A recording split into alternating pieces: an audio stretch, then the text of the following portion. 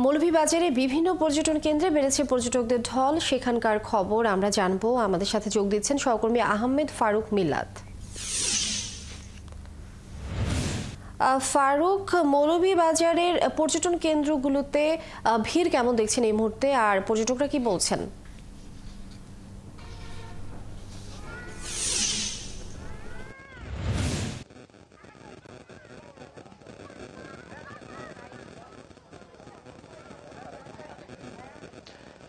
Linyi, আপনাকে ধন্যবাদ। আপনি জানেন যে আজকে ঈদের দ্বিতীয় দিন চলছে এবং প্রকৃতি লীলাভূমি বলা হয় মৌলভীবাজার জেলাকে।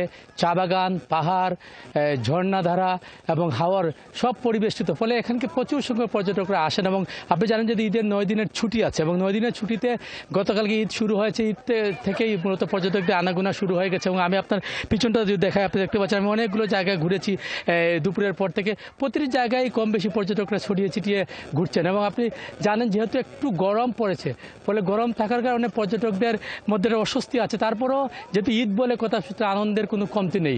এবং আমি এই মুহূর্তে দাঁড়িয়ে আছি, এটা বিটিআরআই বলে এবং চমৎকার একটি জায়গা।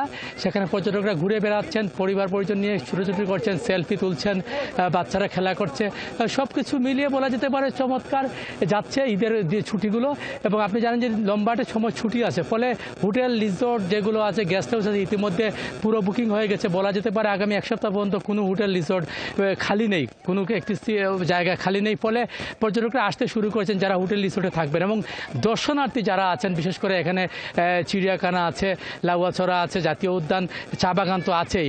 ফলে সেই সব ঘুরে বেড়াতে যে বিশেষ করে চাঁদের গাড়ি নিয়ে অসংখ্য পর্যটকরা ঘুরে বেড়াচ্ছেন। এবং তাদের মধ্যে আবার কিছু কিছু ক্ষেত্রে, যেমন লাউয়াছড়ার বিষয়ে কিছু অভিযোগ আছে, সেটি হচ্ছে টিকিটের মূল্য অনেক বেশি।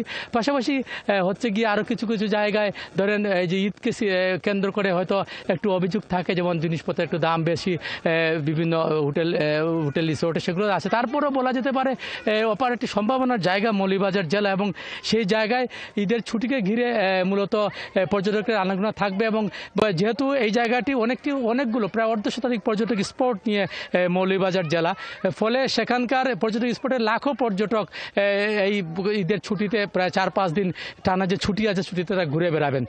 পাশাপাশি আপনাকে জানিয়ে রাখি, এখানকার যে আইনশৃঙ্খলা পরিস্থিতি, ইতিমধ্যে আমি কথা বলেছি এখানকার ট্যুরিস্ট পুলিশের ইনচার্জ আছেন, তিনি জানিয়েছেন যে প্রতিটি জায়গায় তারা যতটুকু নিরাপত্তা দেওয়া তার নিরাপত্তা দিচ্ছেন।